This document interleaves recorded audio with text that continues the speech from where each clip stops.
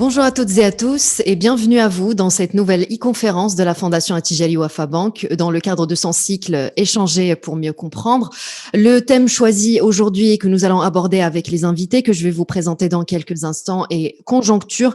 Quelles sont les voies de relance économique pour le Maroc? Alors, on le sait tous maintenant, les rapports et observations des institutions, des différentes institutions, qu'elles soient nationales ou internationales, et malgré certaines différences en matière de chiffres dans leurs prévisions, dressent un tableau peu reluisant, il faut le dire, dû à la perturbation des chaînes de valeur mondiales déjà, à la chute de l'activité économique de manière générale, à la baisse drastique de l'activité import-export, etc., etc.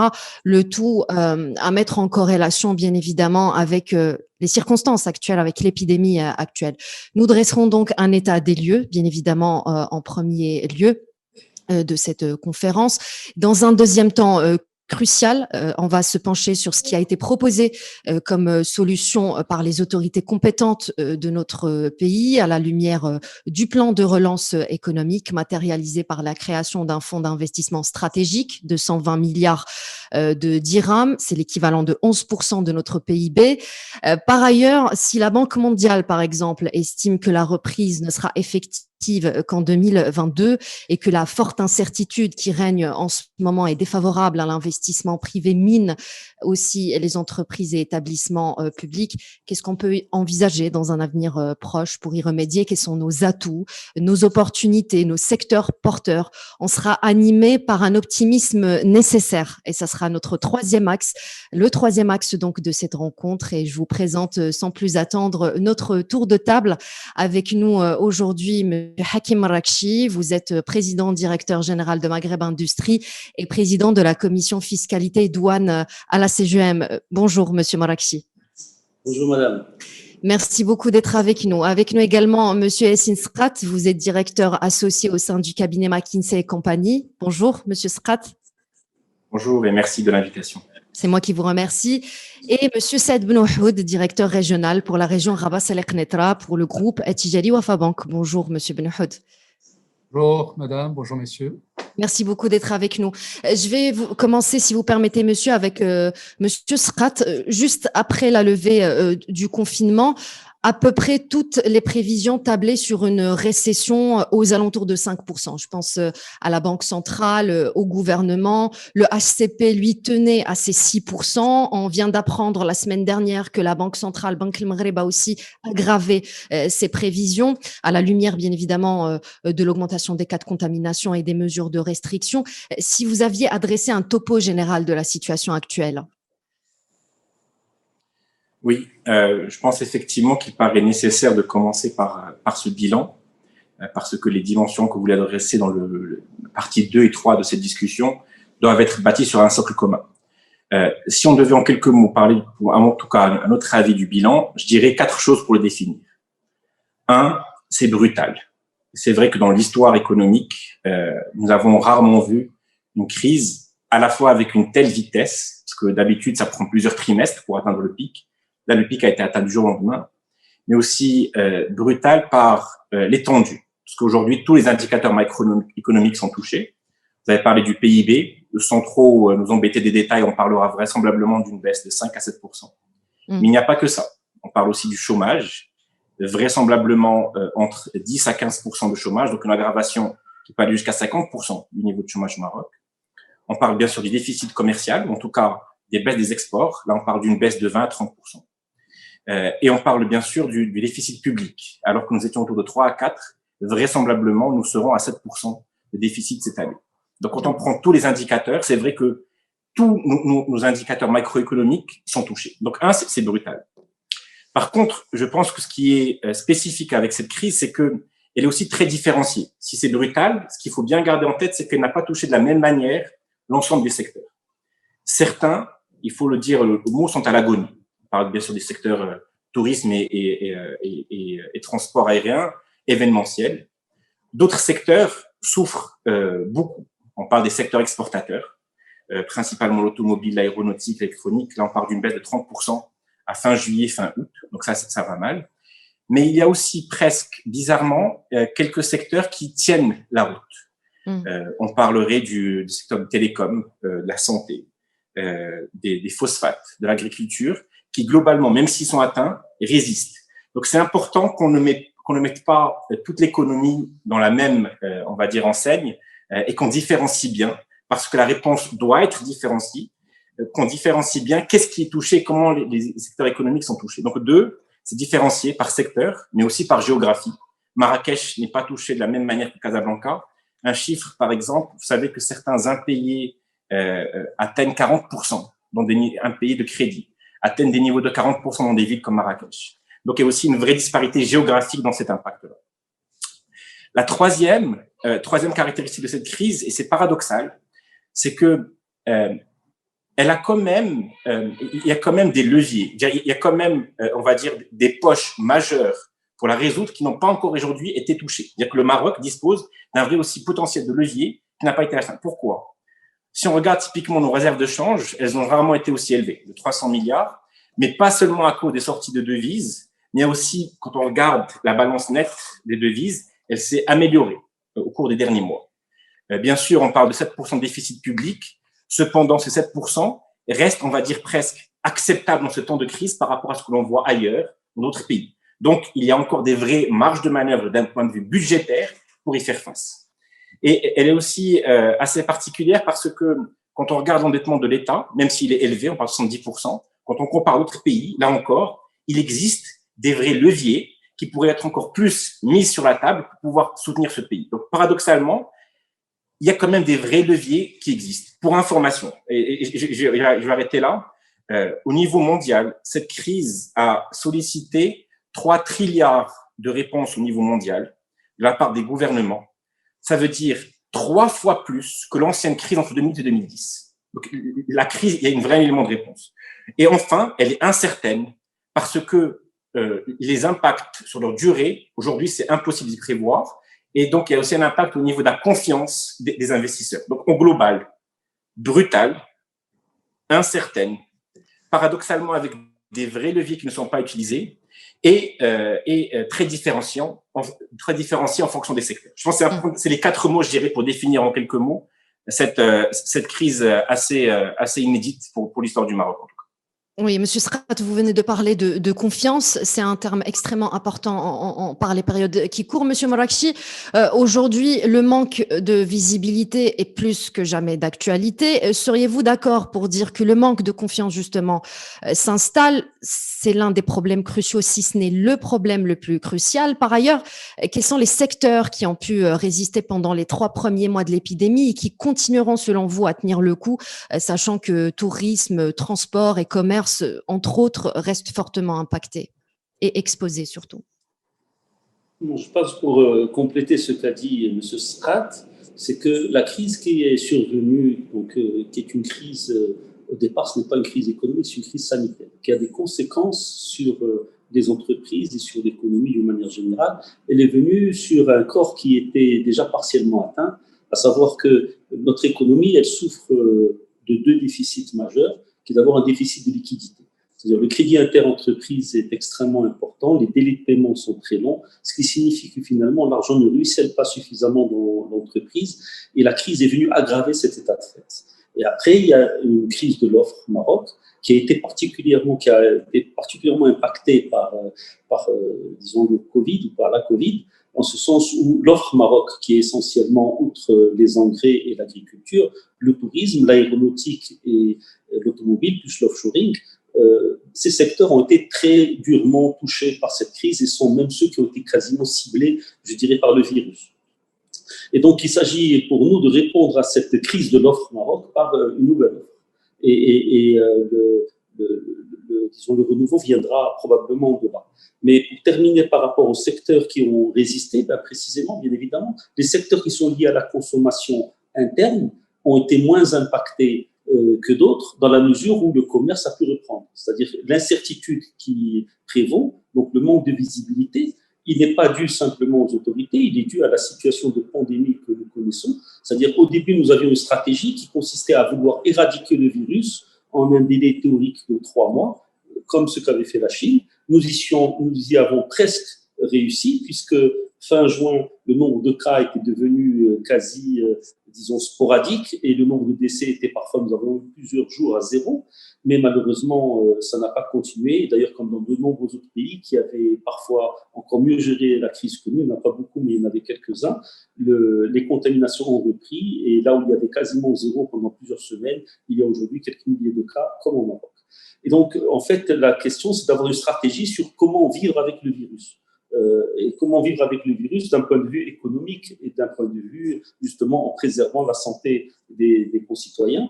Je dirais, là-dessus, bien sûr, il y a des secteurs qui s'en sortent un peu mieux que d'autres. J'ai déjà mentionné tous les secteurs qui sont liés à la consommation locale dans la mesure où les commerces peuvent être ouverts. Mais encore une fois, lorsqu'il y a des restrictions dans la mobilité, cela altère le développement des entreprises et bloque en fait les transactions. Donc, il n'y a pas à proprement parler de secteur qui soit totalement à l'abri, sauf effectivement ce qu'a mentionné tout à l'heure Sisrat. Même si vous demandez aux gens de la santé, j'ai vu une entreprise qui a publié ses comptes, qui est cotée en bourse, qui a eu une augmentation disons, de son résultat, mais qui provient davantage à des efforts de productivité qu'à une augmentation réelle de l'activité, sachant que dans un premier temps, les gens ont stocké, puis après, tous ceux qui avaient fait de bons résultats, notamment dans l'agroalimentaire, dans le premier trimestre et au début du deuxième trimestre, ont vu leur activité régresser par la suite. Donc, je dirais que c'est finalement toute l'économie, dans la quasi-totalité des secteurs, qui est impactée de façon très différenciée selon le secteur, mais impactée tout de même. Monsieur Benouhoud, jusque-là, quelles sont, si vous permettez, les répercussions de la conjoncture actuelle sur le secteur bancaire? Alors, quelques chiffres pour celles et ceux qui nous suivent. On sait que des analystes parlent d'un doublement en volume des impayés qui passerait de 70 milliards en 2019 à plus de 130 milliards à la fin de cette année. On sait aussi que Banque El Maghreb a récemment durci les règles d'octroi de crédit immobilier pour protéger le secteur bancaire. Ça, c'est pour les particuliers. Maintenant, si vous pouviez nous parler de l'état d'esprit des entrepreneurs clients de banque depuis le début du déconfinement. Eh bien, merci encore une fois. Moi, on me demande de faire effectivement un témoignage terrain sur les efforts entrepris par notre établissement depuis le début de la crise sanitaire. Je vais me permettre peut-être d'être un peu redondant, mais donner un aperçu par rapport à ce qui s'est passé depuis le confinement. Effectivement, certains secteurs ont été épargnés, comme l'alimentation, la distribution, dans une moindre mesure les services de livraison. D'autres secteurs ont été fortement impactés par la crise. Je parlerai du tourisme dans toutes ses composantes, la restauration, les agences de voyage, l'événementiel et ainsi de suite, l'aviation, bien évidemment.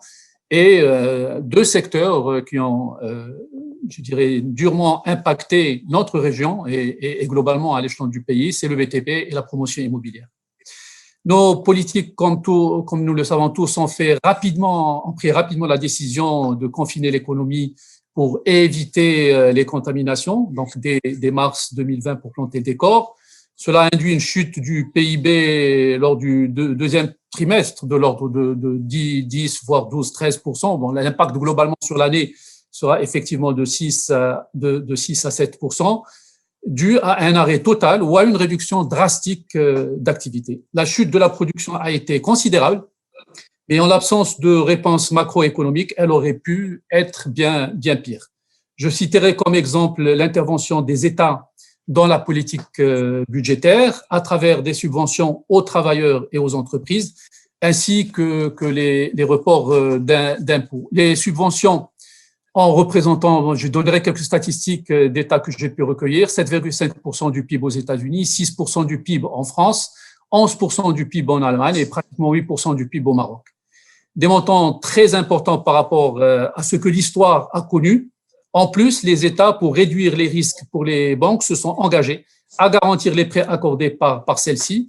Les prêts garantis ont représenté, là aussi un ordre de grandeur, 5% du PIB aux États-Unis, 13% en France, 30% en Allemagne, 6% à peu près au Maroc, à peu près 7 milliards de dirhams sur le 122 milliards de dirhams que représente notre PIB. Tout cela, sans oublier la politique monétaire à travers la baisse des taux d'intérêt, 25 points de base en mars, je le rappelle, et 50% en juin, pour amener ce taux à 1,5% aujourd'hui. Mais si vous me le permettez, bien évidemment, en quelques secondes, quelle a été la contribution de notre établissement. Je suis là, je représente Tijari Wafa Bank. Je vais me permettre, si vous le permettez encore une fois, de donner un petit bilan extrêmement synthétique. Donc, les équipes Tijari Wafa Bank engagées en première ligne et ont soutenu, bien évidemment, ont mis en place un dispositif pour servir les clients. Cela s'est traduit par un financement de 4 300 jeunes porteurs de projets pour 710 millions de dirhams. C'est là où Telab, c'était juste avant la pandémie, juste avant le 15 mars. Nous avons reporté pour 25 milliards de dirhams de crédit. Cela a touché 110 000 clients. Nous avons distribué dans le cadre d'Oxygène 6,2 milliards de dirhams pour 18 200 TPME. Cela représente à peu près 35% de part de marché. Nous avons accordé dans le cadre de relance 7 milliards de dirhams de crédit d'Aman Relance, bénéficiant à 6 100 TPME. Et bien évidemment, nous avons servi les indemnités CNS et les aides directes à l'État au bénéfice de centaines de milliers de salariés et citoyens marocains. Tijari Wafa Bank a accompagné et soutenu plus de 19 500 entreprises marocaines, majoritairement des TPME, pour un montant global de l'ordre de 26 milliards de dirhams. Très bien. Je rappelle notre thème aujourd'hui, conjoncture, quelles sont les voies de la relance économique au Maroc. Venons-en, si vous permettez, monsieur, au centre du débat, ce qui est mis sur la table en termes de propositions et de stratégies.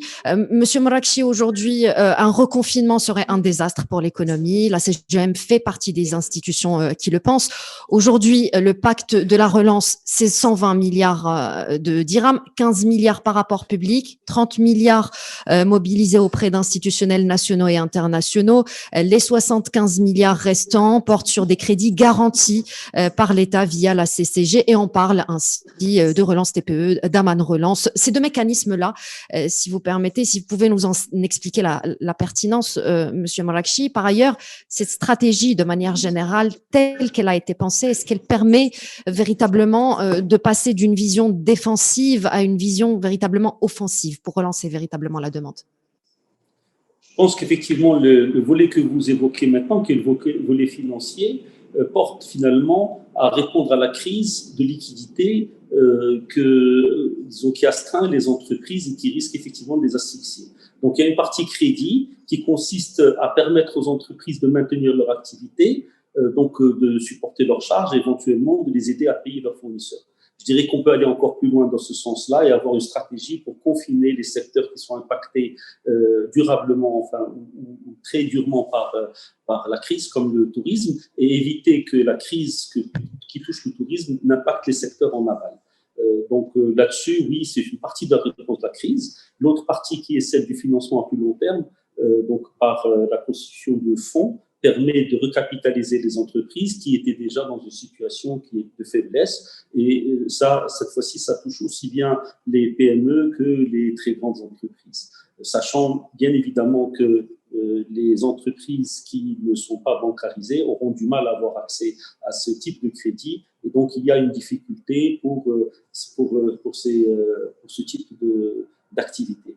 Donc, la réponse financière, elle existe. Et je dirais qu'une fois qu'elle sera consommée, il faudra encore la réinventer parce que la problématique auquel nous sommes confrontés, quand ces instruments ont été mis en place, on ne connaissait pas et on ne connaît toujours pas quelle est la durée de cette crise. Parce qu'encore une fois, au départ, on pensait que ça allait durer 3 mois. Maintenant, on pense que ça va durer 1 an, mais ça peut très bien durer au-delà, même si on a fait des efforts très particuliers au Maroc pour être parmi les premiers pays qui pourraient distribuer le vaccin lorsque ce vaccin serait disponible, puisque une entreprise marocaine est en course pour fabriquer précisément un des vaccins.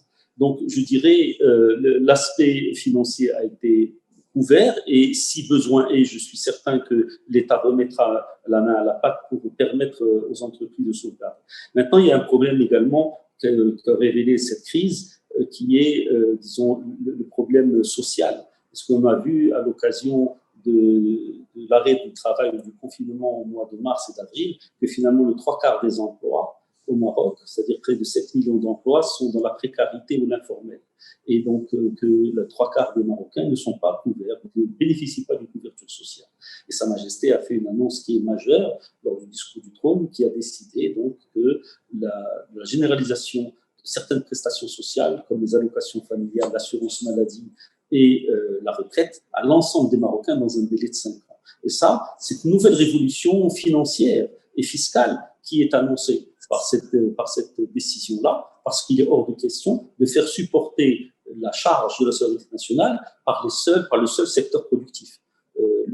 La solidarité nationale doit être prise en main par l'ensemble des Marocains, donc ça doit être l'impôt, et il serait, je dirais, extrêmement contre-productif, c'est le cas de le dire, de la faire supporter, disons, à la transformation ou à la production. Et donc, ça doit être plutôt la consommation ou les revenus qui devront se charger de cette solidarité. Et l'autre aspect, enfin, le dernier aspect, au-delà de l'aspect social, c'est redynamiser l'offre au Maroc, je l'ai déjà évoqué tout à l'heure.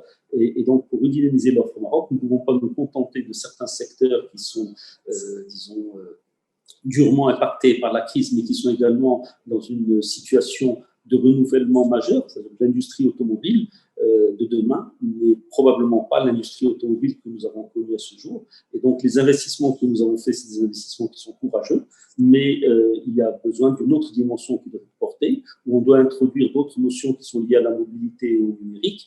Et il y a des acteurs qui n'ont rien à voir avec ceux qui sont présents au Maroc et qui ont une autre forme de capitalisation qui est nettement plus importante, nettement plus impactante. Et donc, nous devons permettre aux Marocains d'entrer dans ces nouveaux métiers.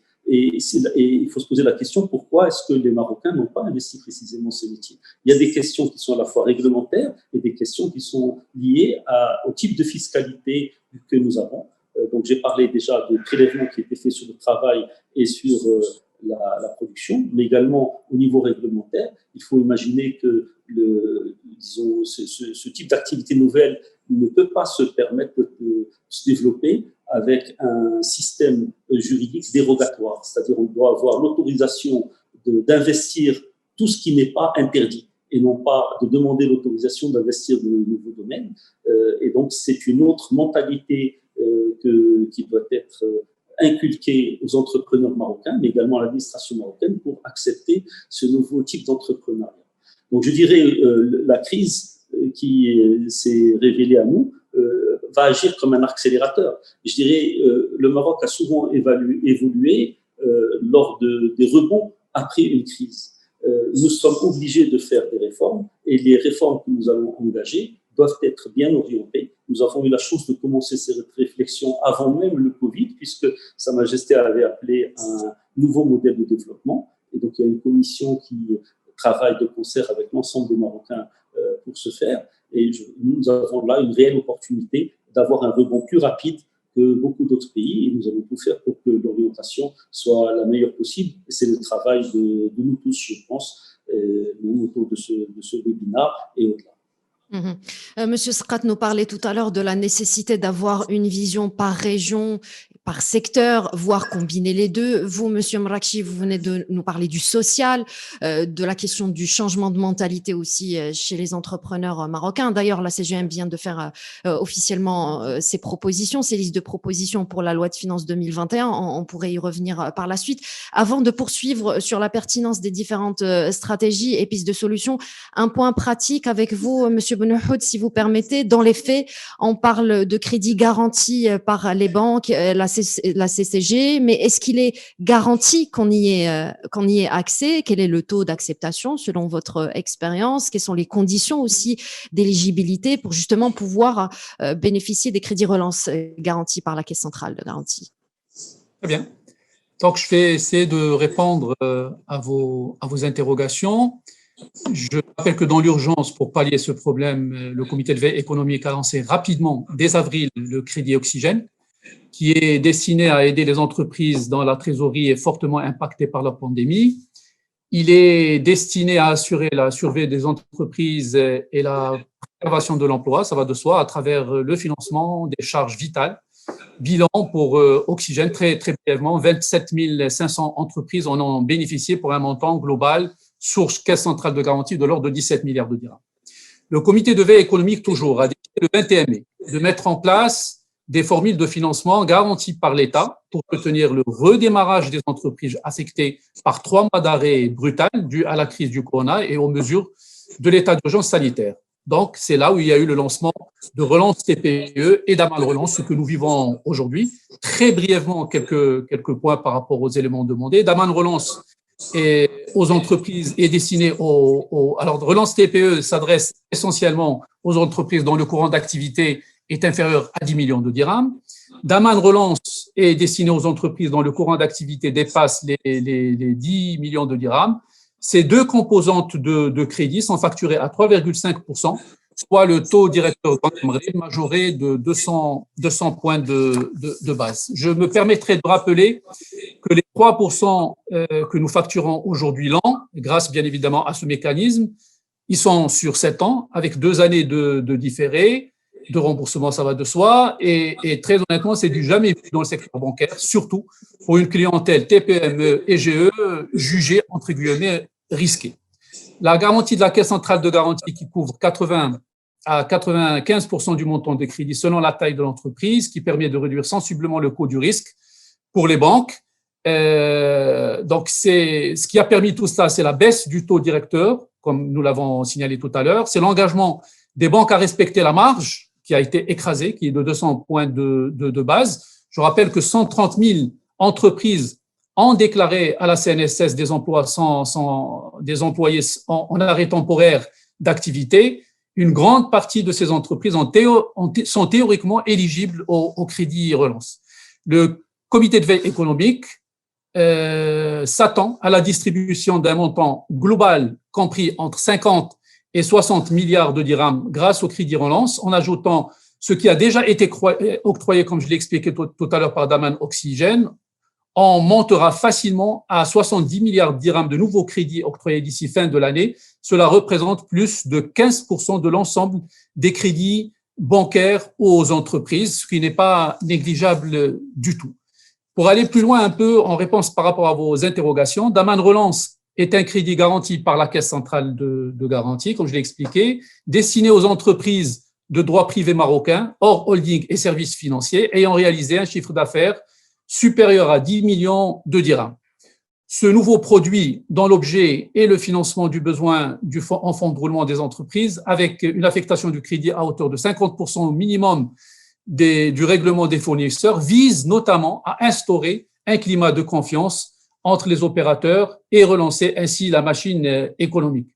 Simbarakche a fait allusion tout à l'heure au crédit interentreprises. Je vous rappelle que les crédits interentreprises représentent à peu près 450 milliards de dirhams. Le montant est effarant et il ne laisse pas indifférent. Alors, le crédit relance, il est plafonné à 1,5 mois du chiffre d'affaires pour les sociétés industrielles et 1 mois du chiffre d'affaires pour les sociétés non industrielles. Et ceux sans dépasser les 100 millions de dirhams. Daman Relance peut être accordé par les banques jusqu'au 31 décembre avec un tirage dans les 6 mois maximum après la date d'octroi. Les critères d'éligibilité mis en place par la Caisse centrale de garantie concernent principalement le niveau d'endettement avec un ratio dette sur excédent brut d'exploitation inférieur ou égal à 7 et bien évidemment la non-distribution de dividendes cash en 2020. Vous avez posé la question par rapport aux conditions d'éligibilité. Répondre, bien évidemment, quelles sont les conditions, c'est répondre à l'ensemble des critères d'éligibilité de la Caisse centrale de garantie, augmente bien entendu de manière significative la chance des entreprises de se voir octroyer le crédit en question. Bien évidemment, ces analyses complètes du risque de contrepartie sont réalisées par les instances de décision de la banque, à l'instar des études réalisées dans le cadre des autres financements, ça va de soi. Que dire d'autre? Les entreprises éligibles devront notamment justifier d'une capacité de remboursement satisfaisante de leur dette globale, à savoir la dette actuelle combinée à Daman Relance. Par ailleurs, les entreprises ne devront pas avoir d'incident de paiement ou fait l'objet d'un redressement ou liquidation judiciaire. Donc, les banques, la quotité de garantie de la Caisse centrale de garantie, comme on l'a dit, est en fonction de la tranche du chiffre d'affaires, 80-90% pour Daman Relance et 95% pour la toute petite entreprise. Le risque résiduel, bien évidemment, représente 10 à 20%. Il est supporté par l'établissement bancaire. La marche à suivre pour bénéficier de cette nature de crédit, les entreprises devront fournir à la banque une demande de crédit, bien évidemment signée par l'intéressé, un certificat d'ICE, c'est-à-dire c'est l'identifié commun de l'entreprise, un tableau de ventilation des dépenses, des détails de la rubrique financement, ainsi que le rapport au commissariat aux comptes. Rapidement, le crédit relance TPE, il est conçu pour accompagner la reprise de la relance d'activités, bien évidemment, des petites entreprises, personnes morales et personnes physiques, y compris les commerçants et les artisans, en finançant leur fonds de roulement. Voilà, il faut bien évidemment être, pour la TPE, être de droit marocain et avoir pour objet la production de biens et services et avoir un chiffre d'affaires inférieur à 10 millions de dirhams. Pour compléter un peu mon intervention, quelques chiffres qui ont été annoncés le 7 septembre par la Caisse centrale de garantie pour que vous ayez une idée un peu sur l'effort qui a été réalisé. Donc, dans leur mise en place de la Caisse centrale de garantie, des mécanismes dont on a parlé tout à l'heure, on en bénéficié 15 200 entreprises pour un montant global de 22,4 milliards de dirhams. Le produit relance TPE a bénéficié à 10 700 TPE pour un montant, pour un volume de 2,4 milliards de dirhams. Et Daman Relance, qui est destiné pour la PME et la GE, a profité à 4 400 entreprises pour un montant de 20 milliards de dirhams. En termes de répartition des crédits garantis selon les secteurs d'activité, les mécanismes de relance ont principalement profité au secteur de l'industrie à hauteur de 33%, suivi du secteur du commerce et de la distribution à 31% et le BTP à peu près 17%. Merci beaucoup, Monsieur Benouhoud, pour ce point d'ordre pratique et pour toutes les données que vous avez formulées.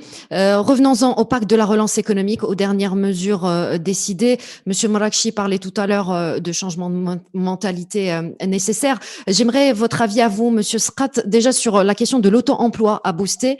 Cela est tributaire de quels paramètres selon vous? Et pour revenir à la question centrale de la demande, certains observateurs notent que les mesures proposées jusque-là relèvent du palliatif simplement et que la relance par l'investissement pêche par son absence. Qu'est-ce que vous pensez de cela? Je pense que jusqu'à présent, l'État a fait le nécessaire pour maintenir le bateau à flot. Donc, c'était beaucoup des mesures de survie économique. Ensuite, je pense qu'il y a eu des bonnes mesures pour reprendre l'activité. Si nous parlons d'une vraie relance de l'économie, je pense qu'effectivement, il y a vraiment un certain nombre de mesures qu'on ne voit pas aujourd'hui, sur lesquelles il y a des vraies marges d'amélioration. Comme l'a dit Simolakchi tout à l'heure, je pense qu'il y a des vraies offres, des vraies mesures pour soutenir l'offre. Je pense qu'on peut être significativement plus volontariste pour faire une vraie relance. Je peux vous donner quelques mesures qui sont en train d'être pensées par d'autres pays, mais il y a aussi d'autres types de mesures pour relancer la demande, qui, je pense, aujourd'hui, est quelque chose probablement qui manque le plus dans le dispositif aujourd'hui en place et qui probablement est, à mon sens, un des leviers les plus importants. Si la demande est là, au moment de la reprise, les investisseurs privés investiront. Ils iront pour aller capturer cette demande.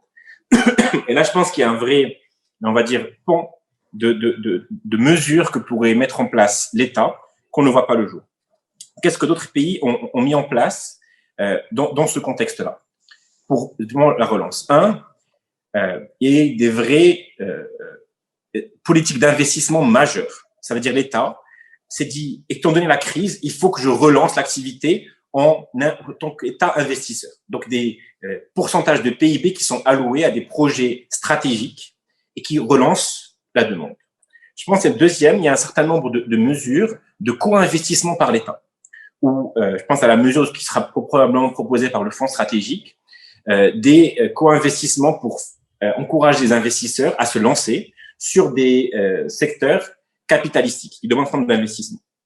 On pense aussi à un certain nombre d'avantages fiscaux pour relancer encore une fois la demande ou l'activité dans ce type de secteur. Donc, je pense qu'aujourd'hui, on a fait le nécessaire pour relancer, mais pas encore pour faire une vraie, réactivation économique là où on pourrait être et que l'État pourrait activer. Sur la demande, la même question se pose. Je pense qu'aujourd'hui, si jamais il y a une vraie relance, vous parlez tout à l'heure de la partie immobilier, je pense qu'il y a une vraie mesure de relance de la demande immobilière, la partie BTP, qui est un pan massif de l'économie marocaine, les retombées seraient massives en 2021. On parle toujours de préférence nationale, c'est beaucoup dans les paroles, on ne voit pas encore à date des vraies mesures pour préférer les produits marocains par rapport aux produits importés. On pense aussi à toutes ces mesures de relance de la demande qu'on vient de citer, mais aussi de la demande internationale. Vous savez, c'est un pays comme la Malaisie, aujourd'hui, octroie des crédits aux importateurs d'autres pays européens pour pouvoir faciliter leur industrie exportatrice. Donc aujourd'hui, je pense qu'il y a des vraies, on va dire, opportunités que le Maroc pourrait activer en 2021 et qui pourraient accélérer cette reprise économique. Sur la partie auto-entrepreneuriat, écoutez, je pense que ça peut être effectivement quelque chose de non négligeable à actionner. Je pense que la France a connu un incroyable décollage de cet auto-entrepreneur à partir de l'année 2008. Au Maroc, nous avons eu un début de succès. Je pense que nous n'y sommes pas encore. Je pense qu'effectivement, ça peut être un bon moment de l'activer. J'ai des doutes cependant sur l'étendue que cela pourrait atteindre. Pour certaines professions libérales, oui. Mais de là à venir dire ça va être différenciant par rapport aux 50% d'aggravation du chômage qu'on risque de voir au cours des prochains mois, je doute que ça en tant que tel suffise. J'espère avoir répondu à votre question. Bien sûr, oui. Merci beaucoup. Du coup, ça me tend une perche pour poser une question à Monsieur Morakchi. Qu'est-ce que vous dites, vous, de la question de la préférence nationale? C'est vrai qu'on entend beaucoup parler de ce terme-là en ce moment. Comment il pourrait être articulé selon vous? Et à la lumière de ce que vient de nous expliquer Monsieur Scrat, est-ce que le Maroc a besoin d'un État stratège et actionnaire, ou est-ce qu'il a besoin d'un repositionnement du secteur privé? Donc, merci. Alors, la préférence nationale, c'est un concept effectivement qui est en plein développement dans beaucoup de discours, et je dirais qu'il doit s'articuler sur deux niveaux distincts. D'abord, il y a la commande publique, c'est-à-dire qu'au Maroc, l'État la demande publique d'abord est un des moteurs principaux de l'économie nationale. Il importe, pour que nous ne tombions pas en crise durable, que l'État maintienne cet effort de commande publique. Mais nous aimerions que cette commande publique soit davantage orientée vers la production marocaine. Alors je dis bien production et non pas simplement les entreprises marocaines. Toute entreprise qui est constituée légalement au Maroc est marocaine. Par contre, il faut que la valeur ajoutée nationale soit davantage favorisée. Et donc ce concept-là doit être encore développé de façon à ce que, par exemple, si un produit est proposé en réponse à un cahier de charges public à un prix qui est supérieur, disons, de l'ordre de 30 ou 40%, il soit tenu compte de la valeur ajoutée locale qui, elle, va être créatrice et génératrice de davantage de richesses. Donc ça, c'est déjà un premier concept qui n'est pas utilisé aujourd'hui par les pouvoirs publics, et il n'y a pas de raison que nous ouvrions davantage nos portes, que les accords de libre-échange ne nous y obligent.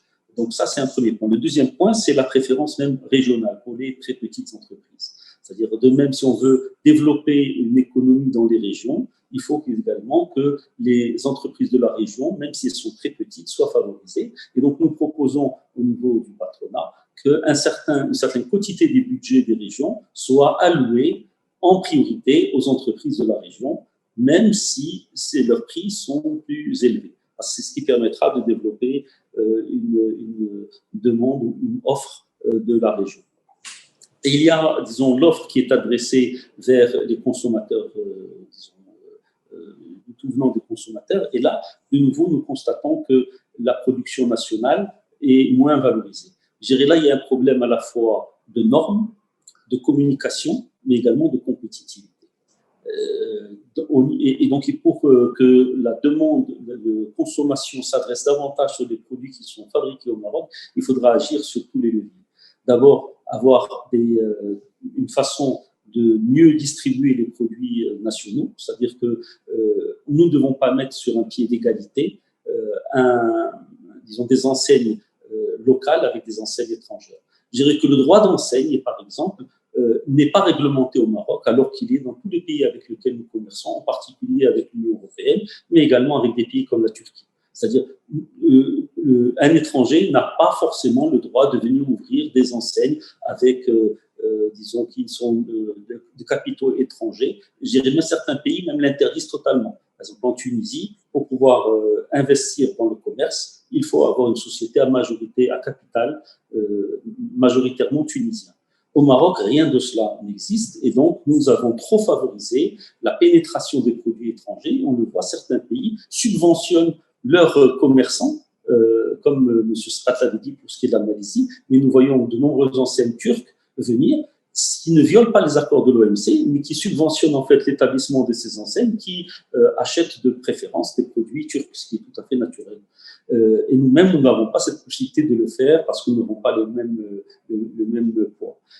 Donc, il y a les normes, mais il y a aussi les normes produits, et il y a également les avantages fiscaux qui peuvent être accordés à une marque nationale par rapport à une marque étrangère. La Malaisie a donné des incentives pour développer des marques nationales. Le coût de la communication est devenu un coût qui est extrêmement élevé et les entreprises marocaines ont moins de ressources pour investir ces canaux-là que les entreprises étrangères. Je prendrai le cas de deux entreprises marocaines, mais l'une qui produit au Maroc et l'autre qui importe des produits d'Égypte. Une entreprise qui est marocaine, qui produit au Maroc, va voir, disons, ses prix de revient grevés par un coût de l'énergie élevé, par des droits de douane qui sont payés sur leurs intrants, par une neutralité de la TVA qui n'est pas toujours observée par l'administration fiscale, nous le savons tous, mais aussi par une empreinte sociale et un coût donc, de la solidarité que l'importateur de produits égyptiens, lui, n'a pas à supporter. Et donc, la marge qui est laissée à l'opérateur marocain de produits importés d'Égypte est plus importante que celle qui est permise à l'entrepreneur marocain. Et donc, les produits étrangers investissent davantage les ondes que les produits locaux.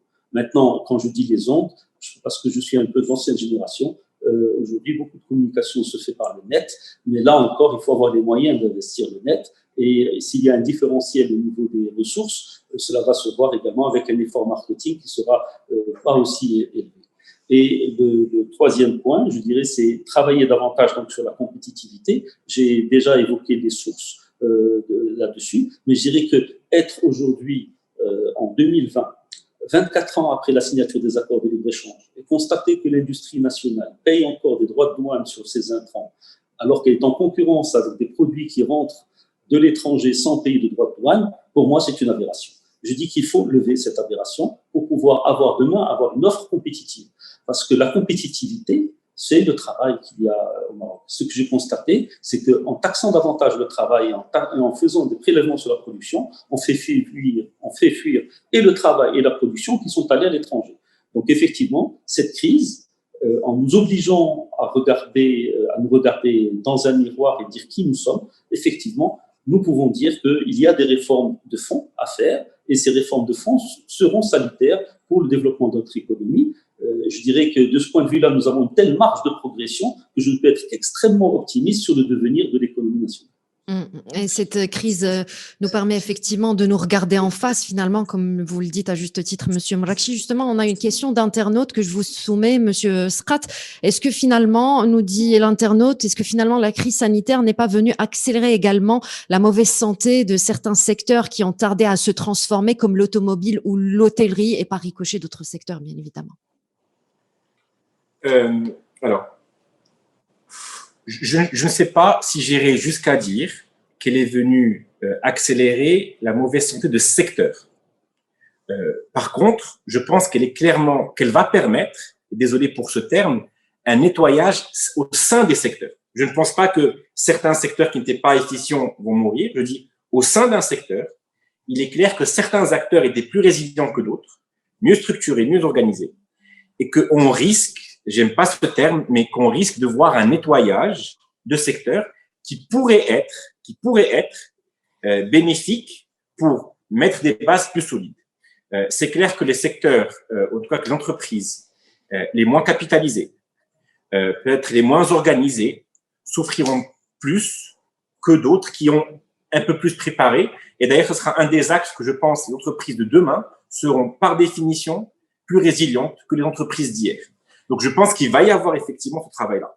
Maintenant, est-ce qu'on irait jusqu'à dire que le secteur automobile n'était pas solide? Moi, je pense que c'est vraiment le contraire. Je pense que c'est un des secteurs qui était au contraire les plus modernes de notre économie, qui a une très belle et historique de croissance et production de valeur, et qui est surtout devant lui un incroyable potentiel. Je pense que nous n'avons même pas atteint la moitié du potentiel, et je pense que le ministre l'a dit dernièrement. Moi, je partage cette perspective. Je pense que le potentiel est encore énorme. Par contre, si on prend des secteurs comme le secteur du textile, où nous avons des vrais champions nationaux, nous avons par contre aussi un tissu économique qui est très disparate. Et là, je pense qu'il va y avoir des dégâts. Et je pense que ces dégâts pourraient laisser la place à d'autres acteurs qui viendraient investir de manière plus saine. Et ça, je pense, ça peut être salvateur pour l'économie. Vous pensez à l'informel, Monsieur Strat, en parlant de pans du textile qui ne tiennent pas forcément la route, vous pensez à l'informel? Pas seulement. Excusez-moi, le secteur textile est un secteur extrêmement important pour l'économie marocaine. C'est 200 et quelques mille emplois. Il y a des acteurs remarquables. Je n'ai pas dit que le secteur textile est informel. Des acteurs remarquables. Mais donc, quand je parlais effectivement un peu d'informel, mais pas seulement. Il y a aussi des acteurs structurés, donc formels, mais qui, en termes de capitalisation, qui en termes de niveau de modernisation, sont à la ramasse. Et excusez-moi encore une fois pour ce terme-là. Et cet état de fait qu'il ne laisse presque de facto pas la place à d'autres jeunes acteurs qui pourraient, eux, venir apporter une vraie fondation plus saine à ce secteur-là. Donc, des fois, ce nettoyage pourrait avoir une vraie valeur pour certains secteurs, absolument. Donc, informel et formel, sous-capitalisé ou sous-structuré. Très bien. Monsieur Benouhoud nous parlait un petit peu tout à l'heure du rôle du secteur bancaire et des avancées et des chiffres. On a parlé aussi avec Monsieur Morakchi du rôle de l'État, du repositionnement du secteur privé. On a justement une question d'internaute, je vous la soumets, Monsieur Morakchi. Que fait l'État face aux difficultés de recouvrement des entreprises qui étouffent leur santé comptable? Donc, disons que ce qu'a fait l'État, plutôt que ce que fait l'État. Ce qu'a fait l'État, c'est mettre en place ces dispositifs de crédit. Ce que demande la CGM, c'est que l'État adapte ses dispositifs fiscaux à la situation à laquelle nous sommes confrontés. C'est-à-dire que l'État demande aux entreprises de payer une cotisation minimale alors qu'elles sont à l'arrêt, nous semble, disons, non convenu. De même que beaucoup d'entreprises auront une situation de déficit cette année, les obliger à payer de nouveau des impôts ou des prélèvements, que ce soit une taxe professionnelle ou l'impôt sur les sociétés, encore une fois en cotisation minimale, ne nous semble pas être très opportun. J'espère que l'État corrigera donc ces dispositifs comme il s'y était déjà engagé dans le cadre des assises. Mais, disons, le problème n'est pas que la trésorerie. Je voudrais rebondir par rapport à ce que disait tout à l'heure M. Strat. Au niveau du textile, par exemple, je dirais qu'un opérateur qui est dans la filature, par exemple. Ce matin, j'ai eu à me poser la question sur un opérateur qui est dans la filature, quels sont les surcoûts auxquels il fait face parce qu'il est au Maroc. Il paye sur à peu près 1,5% de droits de douane sur ses intrants. C'est pas beaucoup, mais c'est quand même 1,5 million de dirhams pour 100 millions de dirhams de chiffre d'affaires. Il paye à peu près 3% d'un coût de l'énergie qui est taxé. Et il paye un impôt sur le travail, c'est-à-dire en gros 25% de charges sociales qui sont faites des charges de solidarité qui ne devraient pas être financées par l'entreprise, qui sont normalement du ressort de l'État. Et donc là, on retrouve pratiquement 6 à 7% de son chiffre d'affaires qui est prélevé en fait sous forme d'une taxation. Et cette taxation l'empêche d'être compétitif. C'est-à-dire, rien ne devrait empêcher, enfin surtout pas en tout cas des taxes, ne devrait empêcher une entreprise de se développer. Je pense qu'une modification de notre système fiscal qui devrait être plus incitatif à la production et se financer davantage sur la consommation de façon à toucher aussi bien les produits qui sont fabriqués au Maroc que les produits qui sont importés, permettrait de régénérer une industrie au Maroc et de nouveau de régénérer l'emploi. Quand tout à l'heure, M. Strat disait que le textile compte pour à peu près 200 000 emplois aujourd'hui, oui, mais c'était à peu près 600 000 emplois il y a moins de 10 ans. C'est-à-dire la perte est absolument phénoménale. Et nous avons besoin de ces emplois au Maroc. Je dirais que le problème qui va être posé pour nous, il faut tenir jusqu'à la sortie de la crise en termes sociaux. Il faut que les entreprises puissent maintenir l'emploi. Il faut de nouveau permettre aux gens de travailler et donc tout faire pour ne pas taxer le travail et la production, parce que c'est ça qui va générer une activité qui va maintenir le tissu social. La crise, on ne sait pas combien de temps elle va durer, mais de toutes les façons, on doit en sortir plus fort, on en sortira plus fort si on ne prend pas des coûts inutiles. Donc pour moi, l'importance, c'est effectivement la trésorerie, parce qu'une entreprise qui n'a plus d'argent va mourir, ça c'est certain, il y aura beaucoup de casse. Mais la compétitivité est une autre donnée qui est fondamentale. Et alors se pose le problème justement du financement de tout cela, parce que évidemment, comme l'a dit M. Strat, M. Douah tout à l'heure, les réserves de change de l'État sont extrêmement importantes. Nous avons 30 milliards de dollars après des réserves aujourd'hui, ce qui représente plusieurs mois, je crois 6 ou 7 mois, voire davantage, parce que le coût de l'énergie a beaucoup baissé, nos importations également ont beaucoup baissé. Donc, on a une réserve de change telle que nous pouvons nous permettre de faire certaines dépenses de ce point de vue-là. Mais ce qui importe, c'est de faire des investissements qui généreront davantage de création de richesses et qui permettront au Maroc de se repositionner sur l'export. Donc, un des leviers fondamentaux que n'a pas évoqué tout à l'heure M. Strat, c'est l'économie verte. C'est faire en sorte que nos productions soient le plus décarbonées possible. Et pour cela, nous avons aussi besoin d'une réglementation qui soit incitative. Et pas le contraire, c'est-à-dire il serait totalement préjudiciable de faire une réglementation qui favorise les énergies qui, elles, sont carbonées. Il faut faire une réglementation qui favorise l'autoproduction décarbonée et être incitatif dans ce point de vue-là, donc avec des crédits d'impôt recherche ou des formes de financement qui soient appropriées. Je dirais que là-dessus, c'est des investissements qui sont extrêmement rentables, mais qui sont relativement longs. Pour les petites entreprises marocaines, puisque j'ai l'occasion de parler face à une banque, donc à Tijari Wafa Bank, qui est une des banques les plus dynamiques et qui est les plus réceptives là-dessus, il importe d'avoir des dispositifs de financement qui ne grèvent pas la capacité d'endettement de l'entreprise, parce que ces investissements se font en marge de la production de l'entreprise et donc ils doivent être portés par un véhicule qui soit, disons, financièrement autonome. Et qui ne soit pas lu, cet investissement ne doit pas être regardé comme étant une contrainte de financement et d'endettement de l'entreprise, mais plutôt comme un dispositif qui améliore sa capacité à se développer. Et donc, il y a des modèles de financement comme celui des providers en énergie, disons, qui sont tout à fait duplicables dans tous les domaines de l'économie circulaire et parfaitement adaptés, bien évidemment, pour ce qui est de la production électrique. Alors justement, Monsieur Benouhoud, le financement reste la clé de voûte aux côtés de la question de la confiance, bien sûr, à défaut de pouvoir prédire et compter sur une certaine prévisibilité. Quels seront les modes de financement à privilégier selon vous à l'avenir et quelles sont les stratégies d'adaptation du coup proposées par Tijari Wafa Bank?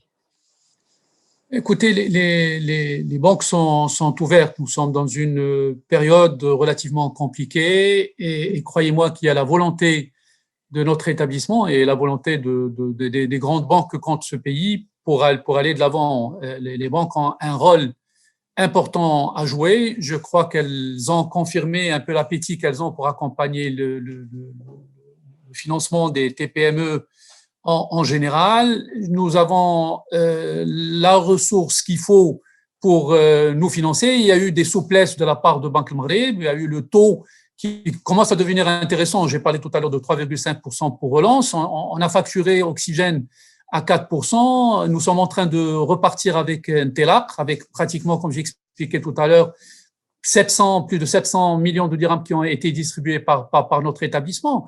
Maintenant, il faut que ça reparte. Il faut que la demande reprenne un peu des couleurs, si je peux m'exprimer ainsi.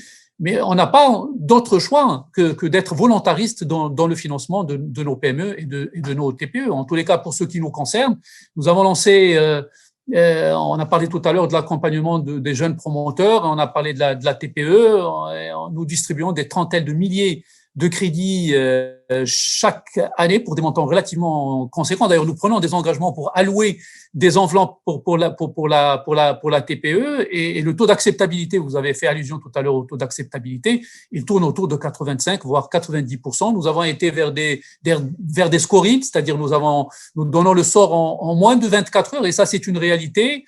Nous sur la TPE, nous sommes extrêmement dynamiques. Peut-être qu'il va falloir faire des efforts, être, je dirais, un peu plus souple et un peu plus regardant en matière de risque de contrepartie en direction de la PME. Je crois qu'il y a encore des efforts à faire. Strat tout à l'heure a fait allusion à cela en direction de la PME, tout en sachant encore une fois qu'il y a une vulnérabilité et un problème de gouvernance au niveau de nos PME. Encore les TPE, on parle de quoi? On parle de petits montants, de 200 voire 300 000 dirhams en général, mais la PME, elle peut atteindre des montants relativement conséquents. Alors, tant que nous avons un problème de gouvernance, tant que nous avons un problème de capitalisation, la problématique du risque, l'exposition au risque, reste posée. Je crois qu'on n'a pas parlé des entreprises d'État. Il ne faut pas oublier que les délais de paiement atteignent des normes inimaginables. Les bilans se sont dégradés considérablement les 3 dernières années. Je ne vois pas pourquoi on ne va pas aborder ce sujet. J'ai parlé tout à l'heure de 450 milliards de dirhams de crédit interentreprises. Est-ce que c'est normal? Ce montant est, en 2013, tourné autour de 280 milliards de dirhams. On demande des efforts aux banques. Les banques sont citoyennes. Elles feront l'effort qu'elles feront, mais il va falloir quand même qu'on compresse un peu ces délais de paiement. C'est ce qu'a parlé de ruissellement. C'est ce que nous attendons, les entreprises d'État. Moi, j'ai des clients, je suis là pour faire des témoignages également, et des témoignages sincères. J'ai des clients dont le poste client représente 100% du chiffre d'affaires. Quand il fait 100 millions de dirhams de chiffre d'affaires, il a 100 millions de dirhams de poste client. Et c'est essentiellement l'État. Je ne vais pas citer de nom, je ne suis pas là pour dénigrer quiconque, mais il y a une véritable problématique de délai de paiement et c'est un cercle vicieux. C'est-à-dire les grandes entreprises ne payent pas la PME et la GE ne paye pas la TPE qui sous-traite pour elle, et nous sommes en train de se mordre la queue, si je peux m'exprimer. Je suis vraiment désolé, c'est un véritable sujet. Il était question que le comité de veille économique, c'est Scrat peut le confirmer ou pas, planche sur le dossier de manière à aller vers le ruissellement, c'est-à-dire les structures d'État qui vont payer les PME qui vont payer la TPE, et peut-être même qu'on va retrouver quelques auto-entrepreneurs au final. Et ce n'est que comme ça, très sincèrement, qu'on peut relever de la tête. Alors, tant que nous avons cette problématique de délai de paiement, pour moi, il sera un peu compliqué. Bon, je mets bien évidemment de côté l'export. Je parle de tout ce qui est facturé au Maroc. Nous aurons de très, très grands problèmes. Nous parlons messieurs, de l'économie marocaine dans les années à venir. Son avenir, optimisme, bien évidemment. J'aimerais votre réaction quand même, Monsieur Scrat, à ce qui vient d'être dit sur la question des délais de paiement. Par ailleurs, je vais être un petit peu gourmande. Je vais essayer de parler de l'économie, de l'avenir de l'économie marocaine dans les mois à venir. Et quels sont les freins à lever, Monsieur Scrat, qui peuvent être levés dans l'immédiat? Quels sont-ils? Et la nouvelle stratégie industrielle devrait reposer sur quel levier, sur quel secteur, à votre avis? Ce sont beaucoup de questions structurantes. Je doute de pouvoir y répondre toutes. Je veux bien essayer d'apporter quelques éléments de réponse, mais encore une fois, je n'aurai pas la prétention de pouvoir. Je pense que je l'avais dit au départ, on peut toujours voir le verre à moitié vide ou à moitié rempli, et je pense qu'il y a des raisons d'être optimiste et de dire qu'il y a des vraies opportunités qui pourront être saisies dans les prochaines années. Je pense pas plus tard que la semaine dernière, il y a une publication de la part du ministère de l'Industrie de 100 fiches très concrètes d'opportunités industrielles, c'est-à-dire des opportunités réels, de projets réels qui pourraient être envisagés au niveau de l'économie marocaine. Je pense que là, ça peut être une première type de réponse. On a parlé de type de secteur exportateur. Je pense qu'on est très loin d'avoir tiré tout le potentiel, et je l'ai dit tout à l'heure, de nos secteurs exportateurs. Aujourd'hui, nous sommes à peu près 80 milliards de dirhams d'export brut. Je pense que nous pouvons, et je pense que M. le ministre a dit à un moment, doubler ce chiffre dans les 5 à 10 prochaines années, ce qui peut être une vraie opportunité. On a parlé plusieurs fois aussi de la relocalisation des chaînes de valeur par rapport à la Chine. Moi, j'ai un certain nombre de clients qui ont aujourd'hui devant cette opportunité. Ça veut dire des acteurs français qui contactent des acteurs marocains, qui leur disent, écoutez, on va délocaliser une partie, on ne peut pas tout faire en France, on ne peut pas tout ramener, on a besoin d'un partenaire géographique plus proche, plus fiable peut-être en cette période de crise. Et donc là encore, ça va être des vraies nouvelles opportunités pour le Maroc. On a parlé tout à l'heure, Simon Lakshi, des énergies vertes. Je pense que là encore, on a un potentiel solaire qui est très loin d'être exploité. Les dernières initiatives autour des projets hydrogène peuvent être une incroyable opportunité. C'est quelque chose d'exceptionnel. Sur la partie sociale aussi, je pense qu'il y a, sous l'impulsion de Sa Majesté, une vraie initiative, ne serait-ce que par le RSU, parce que s'apprête à faire la CNSS, de généraliser la couverture sociale, peut être un incroyable moment de rattraper 20 années de retard en 2-3 ans. Donc, ce sont là des opportunités industrielles exceptionnelles, des opportunités énergétiques. J'ai même pas parlé de digital, où le Maroc a un vrai, on va dire, une vraie place et peut être un retard par rapport à ce que l'on vend en Afrique. C'est peut-être également de le poser. Tout comme on parle du tourisme. Le tourisme, pareil, les cartes vont être rebattues. La proximité va être un élément clé de décision pour les prochaines années. Par rapport à l'Europe, on est très loin dans le potentiel qui est le nôtre. Donc, il y a des raisons d'être optimiste, en tout cas de se dire les cartes sont parties entre nos mains si on veut se projeter dans 5-10 ans. Et je pense que la commission sur le nouveau modèle de développement, ça peut être une opportunité d'accélérer les chantiers qu'ils vont proposer. Maintenant, c'est un avis personnel, vous avez parlé des freins ou qu'est-ce qui nous empêcherait de pouvoir les atteindre. Je pense qu'il y a un qui est clairement la facilitation administrative. On a besoin aujourd'hui d'une vraie transformation, process interne de l'administration qui est un chantier majeur. Il y a une loi qui vient d'être passée, qui est exceptionnelle, la 55-19, qui est passée en mars, et décret vient de publier la semaine dernière, qui a une vraie vocation à simplifier les procédures administratives. Si elle est bien menée sur les 2 prochaines années, ça peut être un levier incroyable. Délai de paiement, il a été évoqué, c'est critique. Je pense qu'il y a des bonnes choses qui ont été mises en place avant Covid, entre autres publier, c'est simple, mais ça a de l'impact. Rien que publier le délai des paiements des grandes entreprises, ça peut avoir un vrai rôle accélérateur, mais si ça va jusqu'au bout de son suivi. Je pense qu'il y a quelque chose, 2 autres choses que j'ai beaucoup parlé, d'autres pistes qui sont pour moi majeures. On parle depuis des années de l'éducation et santé, sur lesquelles on a un retard qui est indéniable. On parle tout à l'heure de plan Marshall ou de plan d'investissement majeur. Pour moi, c'est ça. C'est le moment de mettre le paquet sur ces 2 secteurs pour rattraper un retard, parce que le plafond de verre que nous rencontrons aujourd'hui est aussi lié au type de main-d'œuvre auquel nous pouvons avoir accès. Ça, c'est une opportunité qui est absolument énorme. Et en fait, la toute dernière, c'est un État encore plus volontariste. Stratège, c'est bien, mais plus volontariste. Ça veut dire qu'il va encore plus accompagner les investisseurs à y aller, qu'il va mettre plus ses fonds stratégiques. Moi, je pense qu'il peut changer la donne. Les 4 ou 5 sous-fonds qui pourraient être mis en place pour avoir un vrai impact majeur au niveau du pays qui sont bien mis en place. C'est pour moi les 5 ou 6, on va dire, types de leviers ou de freins qui pourraient accélérer cette reconversion économique.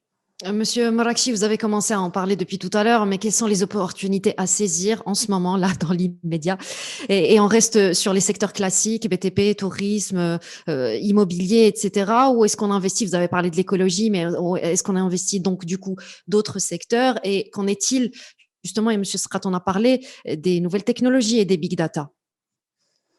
Ouais, je pense qu'il y a 2 problématiques qui sont distinctes, qui sont celles qui sont liées au Covid. Je dirais qu'à court terme, c'est-à-dire pour les prochains mois, peut-être même pour les prochaines années, si le vaccin tardait à apparaître, ce qu'il faut apprendre, c'est à vivre avec le Covid. Et donc, je pense que nous ne pouvons pas continuer à fermer notre économie, et il faut que nous soyons tous solidairement conscients des mesures de distanciation que nous devons prendre pour vivre avec le Covid. Donc, il y a par exemple un produit, un label qui s'appelle Tassim, qui a été développé par le ministère du Commerce et de l'Industrie au niveau de la normalisation, qui est appliqué dans certaines entreprises et qui pourrait être généralisé à l'ensemble des Marocains, y compris les transports publics, les commerces, etc. Si nous adoptions tous les mesures qui sont préconisées par Tassim, il est certain que notre économie se porterait mieux. Je dirais de ce point de vue-là, ce n'est pas l'État, ce sont les citoyens qui doivent être plus conscients et plus consciencieux de leurs devoirs. Donc ça, il me semble qu'à court terme, mais malheureusement, on ne sait pas pour quelle durée, la première action qui devrait être menée, en tout cas que j'aimerais voir dans mon pays, ce serait celle-là. Ensuite, il y avait les problématiques qui existaient déjà avant la Covid et qui ont trait à la mutation de l'économie à l'échelle mondiale. Et ce que je constatais, bien évidemment, c'est d'abord que nous sommes incapables de dire quels sont les secteurs qui seront les secteurs gagnants demain, tout simplement parce que nous ne savons pas quels sont les métiers qui existeront demain. On dit que pratiquement 5/7 des métiers des 20 prochaines années n'existent pas aujourd'hui. Donc, moi, je ne ferai pas le pari de dire quels sont les métiers sur lesquels nous devons investir. Par contre, il est certain que si nous n'investissons pas pour avoir une économie qui est décarbonée, nous ne faciliterons pas notre positionnement dans le commerce mondial. De même, donc, que l'énergie, que l'écologie, nous devons mieux préserver notre environnement et nous devons favoriser effectivement toutes les économies circulaires et trouver les financements adéquats pour ce faire. Il y a un autre domaine qui me semble être essentiel, c'est de dire que le modèle de l'entreprise européenne n'a plus cours aujourd'hui. Ce n'est pas l'Europe aujourd'hui qui est le leader dans l'économie mondiale. Aujourd'hui, la bataille se fait entre l'Asie et les États-Unis. Et les entreprises asiatiques ont une organisation qui n'est pas celle des entreprises européennes, qui reste notre modèle. Les entreprises asiatiques sont nettement plus intégrées que l'entreprise marocaine ou l'entreprise européenne. Et donc, nous devons comprendre, et je pense que dans la banque de projets qu'a annoncé le ministre du Commerce et de l'Industrie sur les 100 projets qui permettraient au Maroc d'économiser 34 milliards de dirhams d'importation de produits finis, il apparaît clairement que l'effet de taille n'est plus un effet qui est aussi déterminant qu'il était auparavant. Tout simplement parce que le coût de l'investissement a beaucoup baissé. Les machines-outils aujourd'hui en Asie sont beaucoup moins chères que ce qu'elles étaient il y a encore 10 ans ou 20 ans. Et donc, de ce fait, l'industrie a un avenir qui est nettement plus prometteur dans un pays comme le Maroc qu'il l'était hier. Hier, nous avions besoin de usines hub, et les usines hub étaient parfois délocalisées en Égypte ou en Arabie Saoudite et exportent encore aujourd'hui leurs produits vers le Maroc. Nous pouvons les relocaliser. Et donc, il s'agit d'avoir des dispositifs qui permettent à la production nationale d'être plus compétitive et de laisser les talents s'exprimer. Je dirais, moi, ce qui me fait le plus de peine, c'est quand je vois un jeune aller s'expatrier pour développer son idée, aller s'expatrier à Dubaï ou à Londres ou à Shanghai. Je dirais que là-dessus, nous devons nous poser des questions. Pourquoi est-ce que ce jeune n'est pas resté au Maroc? Donc là, du point de vue réglementaire, que ce soit avec l'office d'échange ou avec les conditions du commerce ou avec les conditions simplement de l'émission de données ou la réception de données, il y a des dispositifs qui doivent être corrigés pour permettre le développement de ces talents. Je donne un exemple. Moi-même, je suis un industriel à l'échelle d'une entreprise familiale, d'une entreprise tout à fait locale. Lorsque j'ai voulu faire parler des machines entre elles, il m'a fallu avoir des autorisations de l'ANRT pour les faire communiquer. Donc, on appelle ça parfois de l'industrie 4.0. Donc, mais simplement, c'est sujet à une autorisation préalable. Donc, ce type d'autorisation préalable n'a plus lieu d'être. C'est-à-dire aujourd'hui, l'État doit anticiper les demandes et bien faire son travail de façon à ce que l'intervention de l'État ne soit requise que lorsqu'elle est absolument nécessaire. Tout ce qui peut être anticipé doit pouvoir l'être et doit être autorisé. Donc, je dirais que les développements c'est-à-dire les opportunités sont tellement nombreuses, les possibilités sont tellement fortes que je pense qu'il n'y a aucune raison pour que nous ne rebondissions pas, à condition que nous donnions la possibilité aux entrepreneurs marocains de prendre des risques et que le risque soit payant. C'est-à-dire, je pense que l'économie de rente, disons, qui caractérise certains secteurs, qui peut être extrêmement intéressante et qui mérite, disons, les développements, a été extrêmement utile. Par exemple, sans dire que l'immobilier est une économie de rente, quelque part, elle l'est davantage que l'industrie automobile.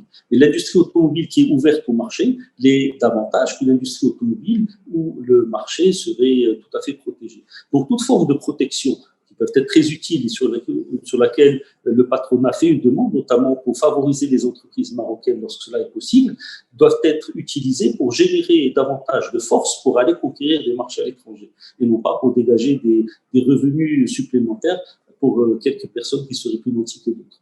Donc moi, je pense que c'est un autre état d'esprit qu'il faut mettre en place et laisser libre cours aux talents des jeunes Marocains. Ils sont nombreux parce que beaucoup de Marocains entreprennent à l'étranger, beaucoup plus qu'ils n'entreprennent au Maroc parfois. Parce qu'on dit qu'il y a, je crois, à peu près 600 000 Marocains qui sont entrepreneurs à l'étranger, alors qu'il y a 800 000 entreprises au Maroc, je crois. Donc 600 000 entrepreneurs à l'étranger, s'ils avaient investi au Maroc, ils développeraient probablement 3 millions d'emplois et nous serions un pays qui aurait un niveau de développement beaucoup plus proche que celui de voisins du Nord qu'il ne l'est aujourd'hui. Alors, à quelques minutes de la fin, messieurs, nous avons une question d'internaute assez épineuse et qui mériterait un débat à part entière. Je vous la soumets quand même pour des éléments de réponse. Est-ce que le Maroc ne doit pas revoir tous les accords de libre-échange, de celui avec la Turquie à l'accord avec l'Union européenne? Et quelle marge de manœuvre a-t-il en la matière? Monsieur Scrat, peut-être quelques éléments de réponse.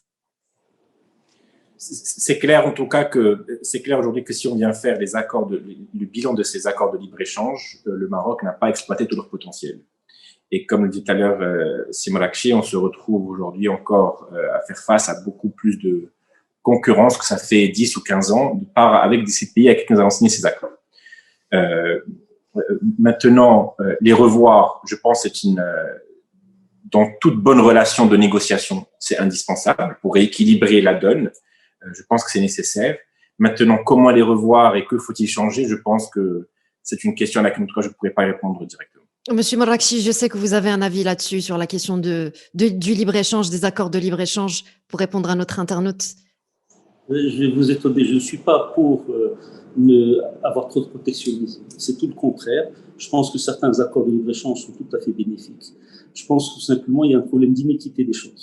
et qu'il importe de donner les mêmes chances aux entrepreneurs marocains qu'on nous donne des chances aux entrepreneurs étrangers qui investissent vers le Maroc.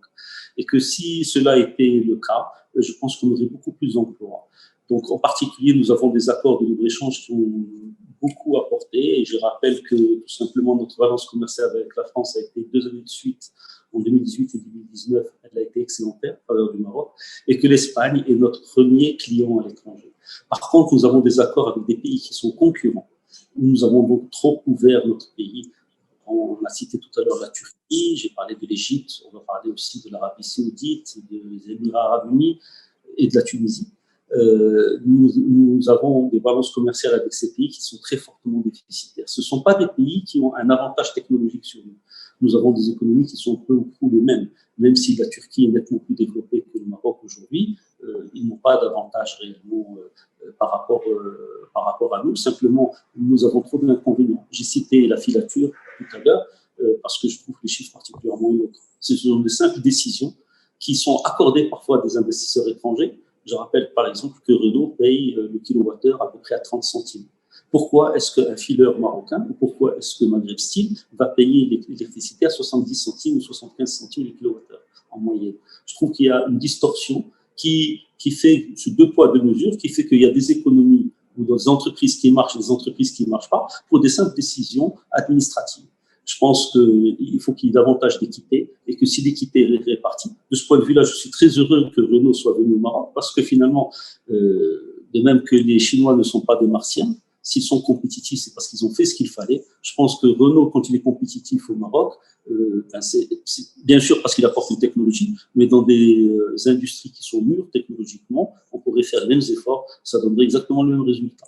Donc moi, je ne suis pas pour revoir les accords de libre-échange, sauf lorsqu'il s'agit d'accords de libre-échange avec des pays qui sont concurrents. Nous avons trop ouvert notre pays sans contrepartie. La relance donc économique, nous avons parlé de la situation actuelle de notre économie, des propositions et stratégies mises sur la table et sur l'avenir de notre économie, de l'économie marocaine. Peut-être un dernier tour de table, messieurs, une note d'optimisme pour finir sur une note d'optimisme. Je commence par vous, monsieur Benouhoud. On n'a pas d'autre choix que de rester optimiste. Je crois qu'on a traversé le désert. Aujourd'hui, des opportunités vont s'offrir. Je crois que nous avons beaucoup de talent dans ce pays, très sincèrement. Donc moi, je reste extrêmement positif par rapport à la situation, avec quelques appréhensions par rapport à la pandémie. Mais en tous les cas, même les entrepreneurs que j'ai eu l'occasion de rencontrer ces dernières semaines restent extrêmement ouverts et ont beaucoup d'appétit pour l'avenir. En tous les cas, on n'a pas d'autre choix que de rester positif. Monsieur Scrat. Je pense que cette crise, et ça a été dit tout à l'heure, va jouer un rôle d'accélérateur. Je pense qu'il y a une réflexion qui est profonde sur le nouveau modèle de développement économique. Et je pense que la conjonction des deux fait que c'est une exceptionnelle opportunité qu'on va avoir. Ça va nous pousser à aller plus vite et plus loin. Et donc, à ce niveau-là, moi, je reste très optimiste. Il y a des leviers qui ne sont pas encore exploités. Nous avons un talent pool qui n'est non négligeable au Maroc. Nous avons une stabilité géopolitique absolument remarquable. Nous avons des acteurs privés, nous avons une jeunesse, une diaspora marocaine qui est prête à y aller. Je pense que ça ne tient qu'à nous de pouvoir saisir cette chance qui nous est donnée. Monsieur Morakchi. Merci. Écoutez, je vais abonder dans le même sens. En fait, tout ce qui ne tue pas renforce. J'espère bien qu'on s'en sortira vivant, que le Covid ne nous tuera pas. Voilà. Et donc, j'espère qu'effectivement, on reprendra toutes nos forces et on ira beaucoup plus loin parce qu'on aura appris justement de nos faiblesses. On saura les combattre et le Maroc demain sera encore meilleur que le Maroc d'hier. On a un très beau pays, on a un roi qui est visionnaire et donc nous sommes gâtés par le bon Dieu de ce point de vue-là et nous allons tous faire ensemble tout ce qu'il faut pour que nous sortions encore plus forts. Et ça sera le mot de la fin. C'est la fin donc de cette conférence intitulée aujourd'hui Conjoncture. Quelles sont les voies de relance économique pour le Maroc? Merci beaucoup à nos invités, Hakim Rakchi, du président, directeur général de Maghreb Industrie, président de la commission fiscalité et douane à la CGM. Yassine Skrat, vous êtes directeur associé au sein du cabinet McKinsey et compagnie. Saïd Benouhoud, directeur régional pour la région Rabat Saleh Knetra du groupe Attijari Wafa Bank. Merci infiniment, messieurs, d'avoir répondu présent à cette conférence. Il ne me reste plus qu'à remercier toute l'équipe de la Fondation Attijari Wafa Bank pour cette conférence en particulier, pour le cycle échangé pour mieux comprendre en général. Merci donc à toutes et à tous de nous avoir suivis et à très vite.